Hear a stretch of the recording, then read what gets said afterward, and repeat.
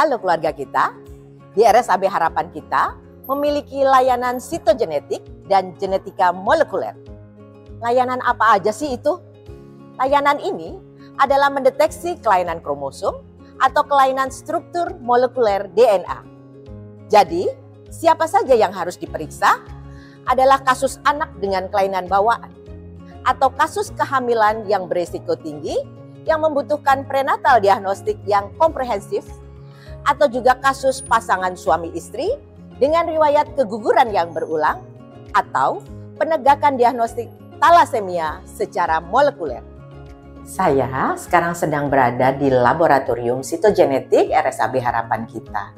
Dan sebelum masuk, yuk kita lihat gimana caranya supaya menjaga lab ini tetap steril dan hasilnya nanti juga optimal. Jadi, untuk memastikan tidak ada kontaminan dari kaki atau sepatu kita pakai shoe cover. Oke? Saya pakai ya.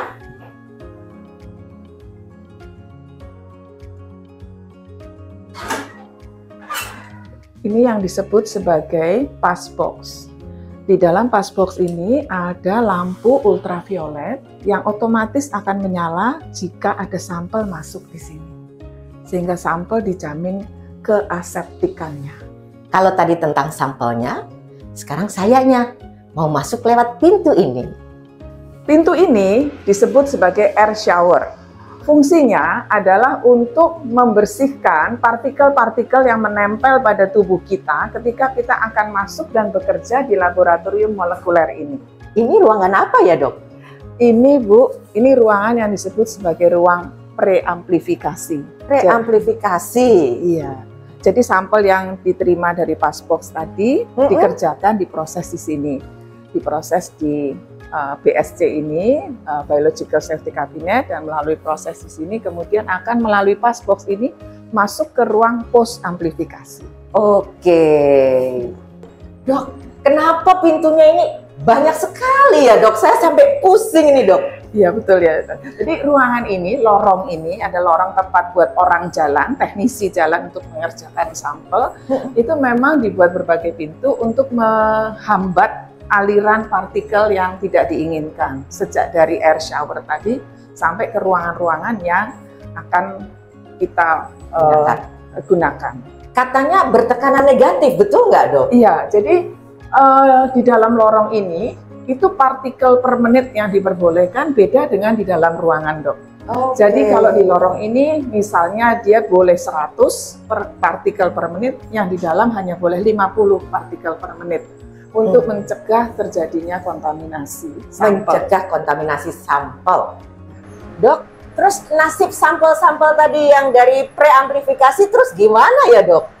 Ya, jadi dari sana setelah selesai amplifikasinya masuk lewat passbox ini. Jadi ini passboxnya masuk di sini, kemudian dikerjakan di sini di peralatan ini masing-masing. Ini yang disebut ruangan post amplifikasi. Jadi memang persyaratannya ruangan pre dan post itu harus terpisah. Jadi sampel-sampel kita bisa dipastikan tetap terhindar dari kontaminan gitu ya, Dok, betul, ya? Betul. Jadi integritas sampelnya baik. Jadi kita mengerjakan pemeriksaan apa saja, Dok, di sini, Dok? Ya, di sini di ruangan postam ini kami mengerjakan mulai dari talasemia, PCR base, kemudian kami mengerjakan NIPT, kami mengerjakan PGTA di sini. Oke, semuanya lengkap ada di sini ya, Dok, ya? Iya. Di RSAB Harapan kita. Sekarang kita masuk ke ruang sequencing. Dok, jadi nasib si sampel yang di situ tadi gimana, Dok? Iya. Jadi sampel yang tadi dikerjakan di ruang post-M akan dikirimkan ke ruang ini, ruang sequencing melalui passbox ini. Passbox ini ada UV-nya, ini kebetulan ada pipet dan ada beberapa pipet tips di sini, tapi kalau ada sampel dia akan menyala UV light-nya. Nah, kemudian dikerjakan sequencing di sini. Alat ini namanya NextSeq, Bu. Ini yang kita pakai untuk mengerjakan NIPT. Oke. Kedepannya kalau kita mengembangkan PGTM, kita juga pakai alat ini. Alat yang ini dipakai untuk PGTA. PGTA, oke.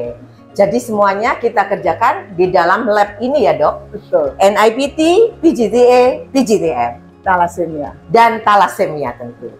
Dok, jadi udah selesai nih tur kita? Sudah dok. Jadi sudah Oke. selesai. Jadi nanti kalau sudah ada hasilnya, kita akan jadwalkan untuk membahas hasil bersama pasien dalam suatu konseling genetik ke saya genetik konselor.